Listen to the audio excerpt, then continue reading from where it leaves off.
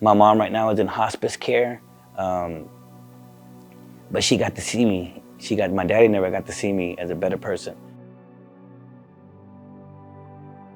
So like by the age of 12, 13, my role models or my male figures in my life were my older brothers, and they were all into doing bad stuff. I remember anything that I would do positive was laughed at, but whenever I did something bad, like get into a fight or even smoking or drinking, there was praise.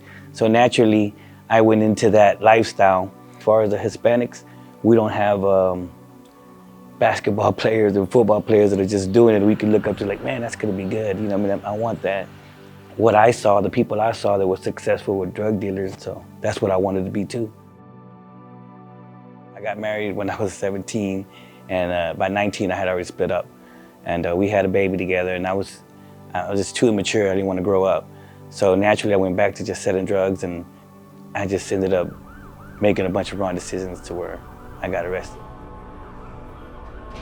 My daughter was getting older, and I remember hearing her call. She was telling me a story about her new life, and I heard her call that other guy daddy, and it broke my spirit, man. It broke my spirit. It crushed me to death. And I just played it off by saying, you know, she's special because she's got two daddies now. Just having to see your kids grow and through Polaroids, you know that you're wasting your time away. You're wasting your life away. So by the time I got out, I knew that I had a bunch of responsibilities that I neglected as a kid. It wasn't until I got with my wife, my current wife, her daughter had a baby in high school too. They stayed with us, so I was raising them, and I was raising my grandbaby as my own pretty much, and she really changed me. Her and my wife really changed me. You know, I had something that I wanted to do better for, someone I wanted to do better for. I knew I had my grandbaby looking up to me.